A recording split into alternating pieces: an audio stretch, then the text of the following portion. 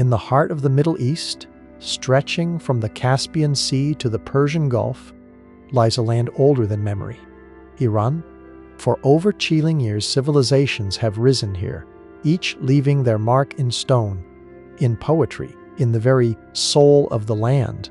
From the Elamites to the Persians, from the Safavids to today, this is a nation built on layers of history so deep they blur into legend.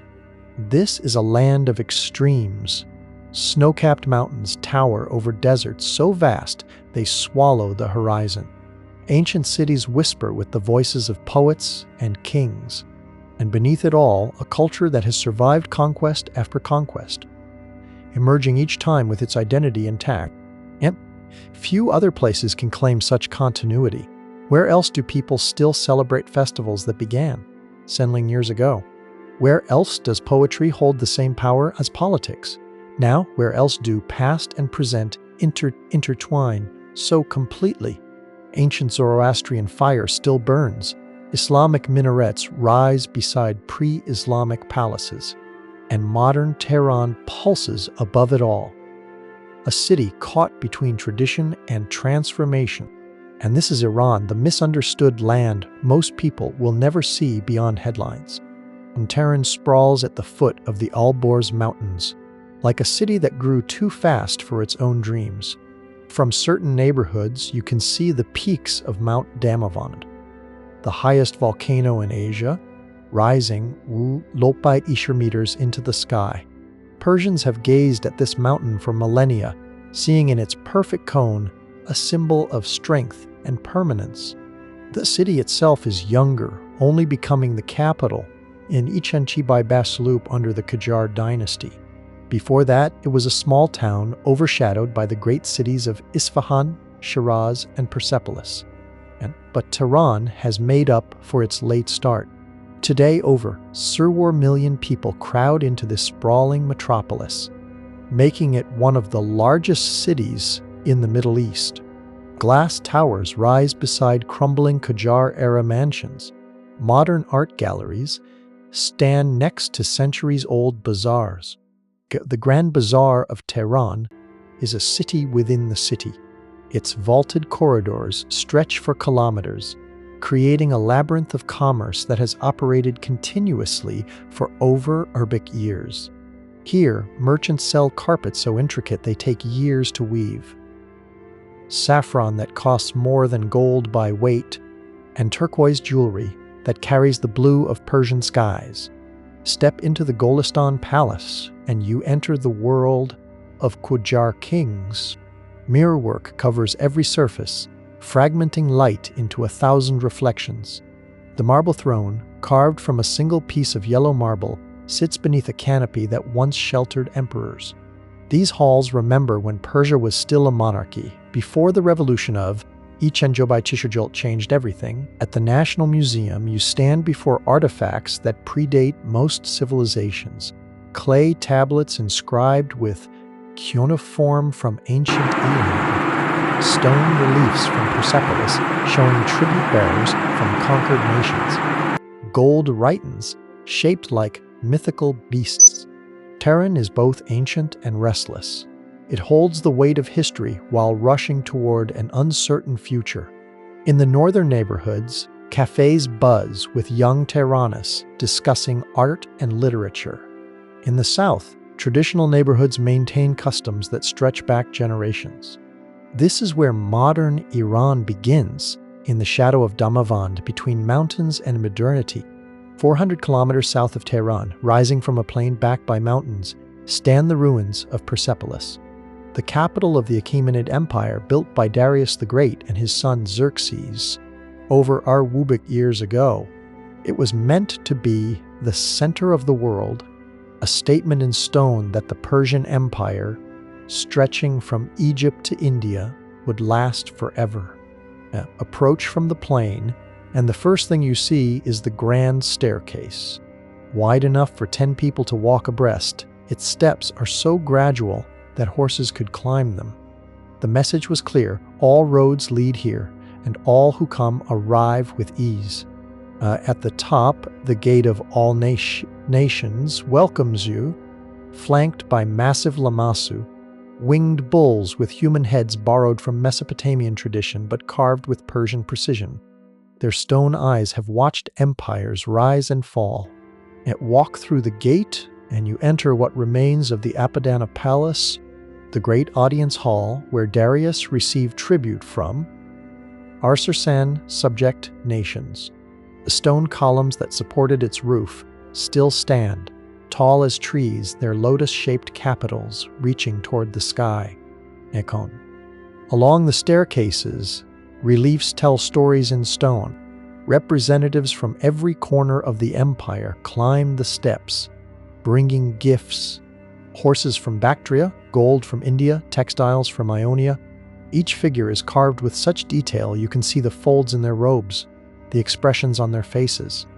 But the most powerful image is repeated throughout, the winged symbol of Ahura Mazda, the Zoroastrian god of light and wisdom.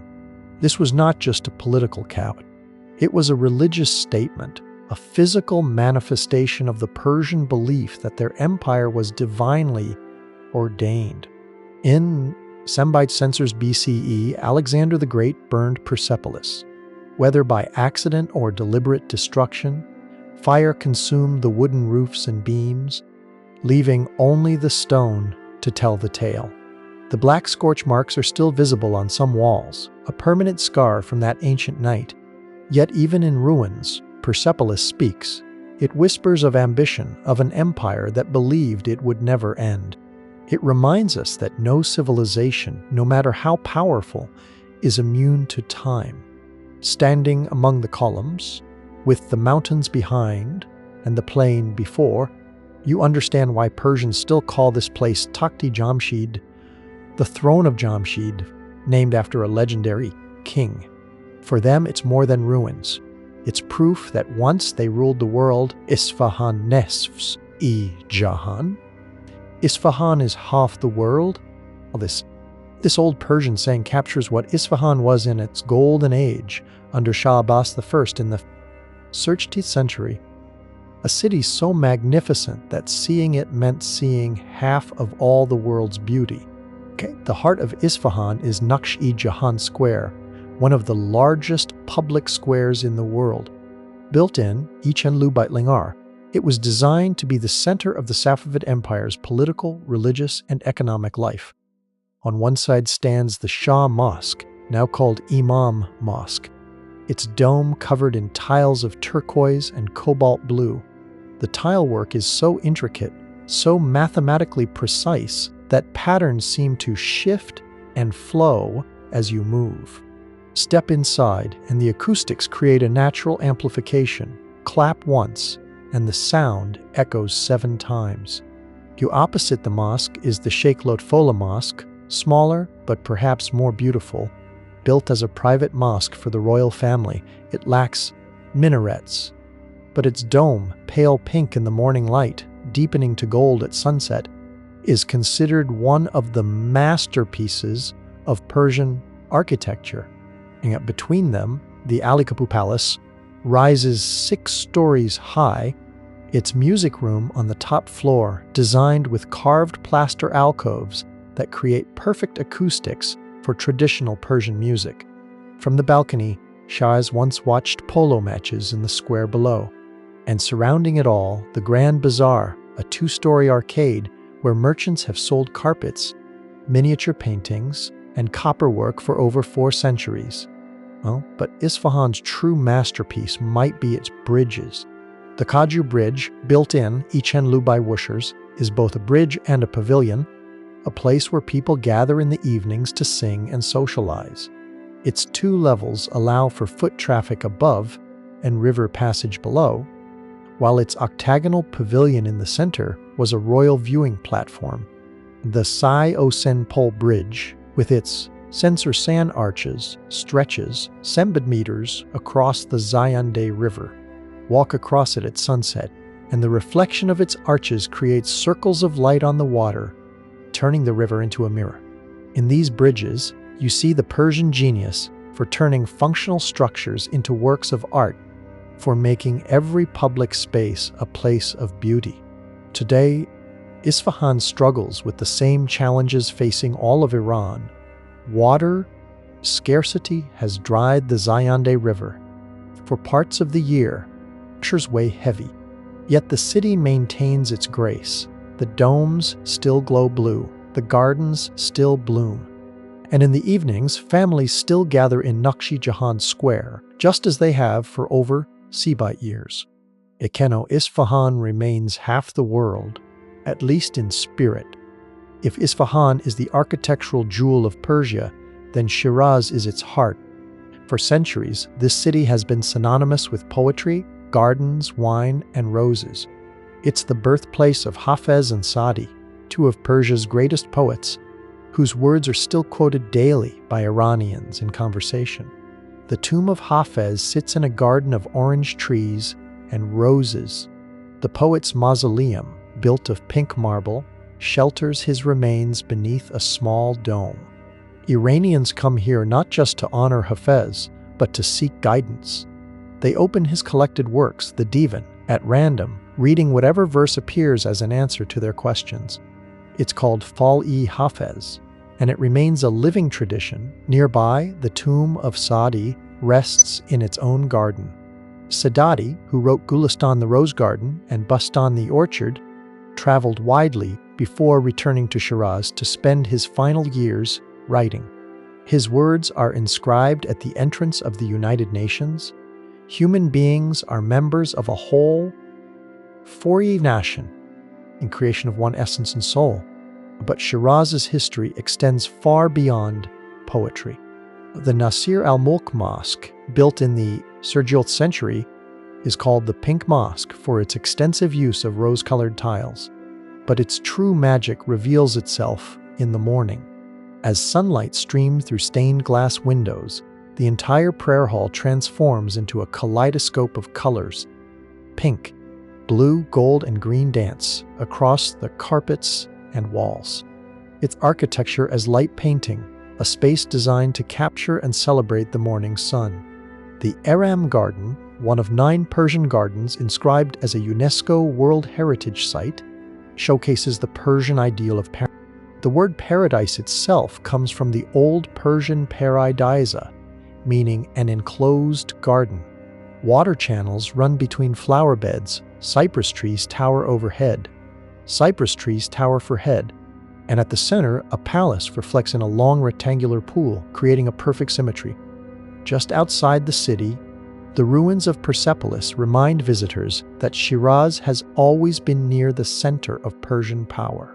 But unlike Tehran's political importance or Isfahan's architectural grandeur, Shiraz's power is softer, rooted in culture and memory. In the evenings, families picnic in the gardens, reading poetry aloud. Young couples walk the streets, past shops selling rosewater and saffron ice cream. And somewhere, someone is opening Hafez's book, seeking wisdom from a poet who died over Lopi years ago, but whose words still feel alive. Shiraz teaches you that in Persia, the past is never really past. It lives in every verse recited, every garden tended, every glass of tea shared between friends. In the heart of Iran's central desert, where summer temperatures soar above sisterwoo degrees Celsius, lies Yazd, one of the oldest continuously inhabited cities on Earth. The city is built entirely of mud brick, giving it a uniform beige color that blends with the surrounding desert. But look closer, and architectural genius reveals itself. Badgers, wind towers, rise from every traditional house, some reaching centimeters high. These ancient air conditioning systems catch the slightest breeze and funnel it down into the house, creating natural ventilation that makes the desert heat bearable. Some badgers are over Chibite years old and still function perfectly. Beneath the city, a network of canets, underground aqueducts, brings water from distant mountains. This technology, perfected in Persia over Senling years ago, allowed civilization to flourish in one of the harshest environments on Earth. But Yazd's true significance lies in its role as a sanctuary for one of the world's oldest religions, Zoroastrianism. Before Islam, before Christianity, before Buddhism, there was Zoroaster, a prophet who preached of one God, Ahura Mazda, and a cosmic battle between good and evil. His teachings influenced all the Abrahamic religions that followed. At the Yazd Atash Berum, the Zoroastrian fire temple, a sacred flame has burned continuously since, c. by Chisers CE. Protected behind glass, tended by priests, this fire has been kept alive for over Wubit years, moved from location to location but never allowed to die. Zoroastrians believe fire represents purity and truth, a connection to the divine that must never be broken. Outside the city, the towers of silence rise from the desert hills. These are dachmas, where Zoroastrians once placed their dead, believing that burial or cremation polluted the sacred elements of earth and fire. Instead, bodies were left exposed to the sun and carrion birds, returning flesh to the natural cycle. The practice ended decades ago, but the towers remain, silent witnesses to an ancient faith. Today, only about censorling Zoroastrians remain in Iran, down from millions before the Islamic conquest. Yet their influence on Persian culture is immeasurable. Nowruz, the Persian New Year celebrated on the spring equinox, is a Zoroastrian festival over 1,000 years old. The concept of heaven and hell, the battle between good and evil, the idea of individual moral responsibility, all have Zoroastrian roots. Walking through Yazd's narrow alleyways, past ancient badgers and mud brick homes, you're walking through a living museum. The city has survived for millennia by adapting without surrendering, by finding ways to make the impossible possible. In Yazd, the past doesn't compete with the present. They coexist, each giving meaning to the other. Travel north from Tehran, cross the Alborz Mountains, and descend into another world. And this is the Caspian coast, where Iran reveals its greenest face. Dense forests blanket the hillsides. Rice paddies stretch across the lowlands. And the Caspian Sea, the world's largest inland body of water, laps against beaches that seem transplanted from another country entirely. The contrast with the rest of Iran is striking. Here rainfall is abundant, the air is humid, and the architecture shifts from desert mud brick to wooden houses with sloped roofs designed to shed rain. Now, the region of Gilan in particular feels like it belongs more to the Caucasus than the Middle East.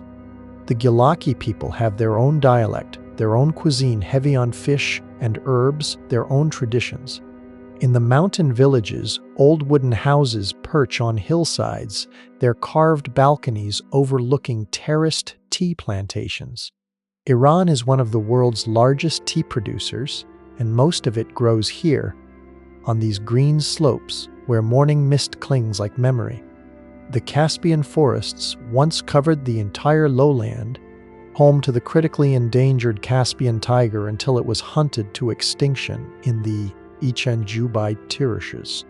Now, brown bears, leopards, and wild boar still roam the protected areas, though development pressures increase each year.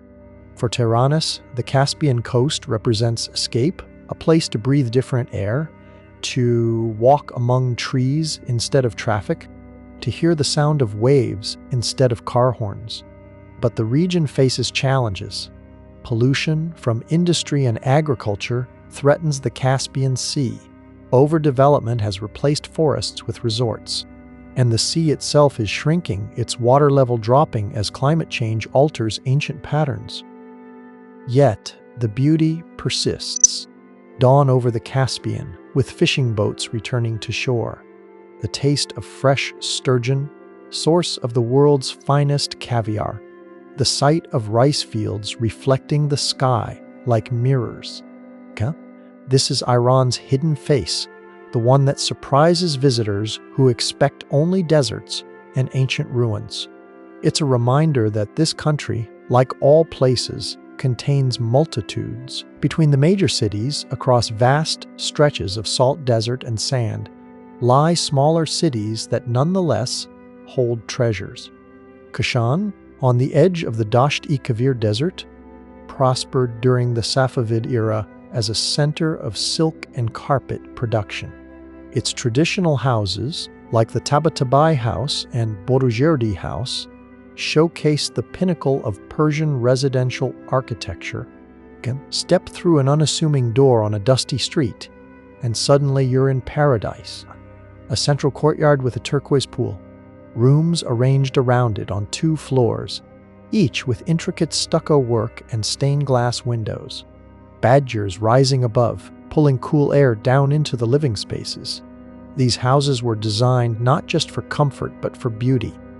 Every sightline was considered. Every room served both a practical purpose and an aesthetic one. Privacy was maintained through clever design. You could look out at the courtyard from any room, but no one could see in. Kashan is also home to the Fin Garden, another Persian paradise garden with the added feature of natural springs that provide year-round water. The garden includes a bathhouse where Amir Kabir, a reformist prime minister, was assassinated in. Ichen Babai Wusharar, a reminder that even in paradise, politics can be deadly. Now, further southeast, Kerman sits at the edge of the Lut Desert, one of the hottest places on Earth. Yet the city has thrived for millennia as a trading post on the ancient Silk Road. The Ganjali Khan complex, built in the 16th century, includes a caravanserai, a bathhouse, a mosque, and a bazaar, all arranged around a square. The bathhouse, now a museum, shows how elaborate these spaces were, not just for washing, but for socializing, conducting business, and displaying wealth. Kerman is famous for its carpets, considered among the finest in Persia. The patterns are distinctive: central medallions, intricate borders, colors that favor deep reds and blues. A single Kerman carpet can take years to complete and costs more than a car. Near Kerman, the Kaluts, massive sand and rock formations carved by wind, create an alien landscape. At sunset, they glow gold and orange, their shapes constantly shifting in the light. It's easy to see why ancient travelers called these deserts the land of the devil, though they're beautiful in their harshness. These smaller cities reveal an important truth. Persia's greatness wasn't concentrated only in capital cities. Culture, art, and architecture spread throughout the empire, leaving beauty in unexpected places. Rising Lupite Eastern meters above sea level, Mount Damavand is more than Iran's highest peak. It's a symbol. The dormant volcano, with its almost perfect cone shape topped by snow year-round, appears in Persian mythology as the prison of Zahak, a cruel king with serpents growing from his shoulders. The hero Fareydun defeated Zahak and chained him inside the mountain, where he remains trapped until the end of time. For modern Iranians, Damavand represents freedom and resistance. During times of occupation or oppression, poets invoke the mountain as a symbol of Persian endurance. It stands unchanging, watching over the land while empires rise and fall below. Climbers come from around the world to summit Damavand, usually in summer when the snow has melted enough to make the ascent feasible. The climb isn't technically difficult, but the altitude challenges even experienced mountaineers. At the summit, sulfur fumaroles remind climbers that this giant only sleeps. The Alborz Range, of which Damavand is the highest point, stretches Jubite kilometers from the border with Armenia to the Afghan frontier. These mountains create a natural barrier, protecting the Caspian lowlands from the desert's heat. In moss scum. In winter, the Alborz becomes a playground. Ski resorts near Tehran attract locals and tourists who find it strange that you can ski in Iran. Tochal, accessible by telepheric from northern Tehran, offers skiing with a view of the capital sprawling below. But the mountains also harbor villages that maintain traditional ways of life. For in the valleys, people still tend sheep, grow walnuts and cherries, and live in stone houses their ancestors built. These mountain communities speak their own dialects and maintain customs that differ from the cities. And the Alborz teaches you that Iran is not monolithic. It's a tapestry of climates, cultures, and languages, all bound together by geography and history. Right? To understand Iran, you must understand the carpet. For thousands of years, Persians have woven carpets with a skill and artistry unmatched anywhere else. These are not just floor coverings.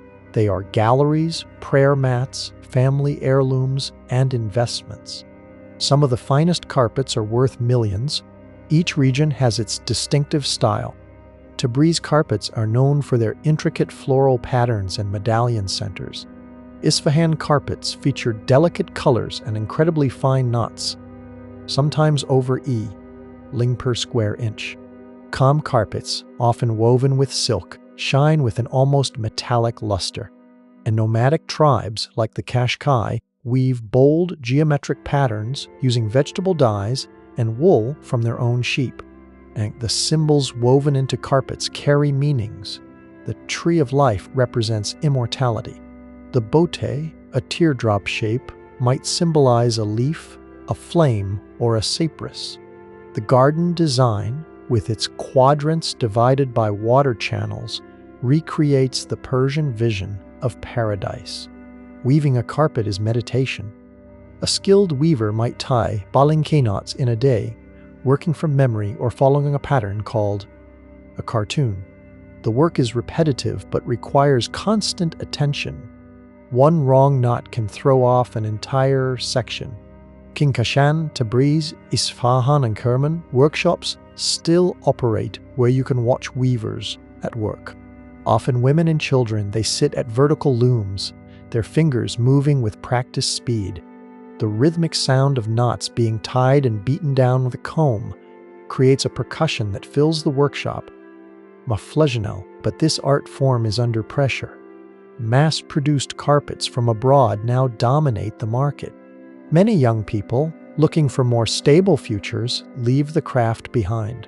Trade restrictions and economic barriers also make it difficult to reach global buyers, limiting access to international audiences.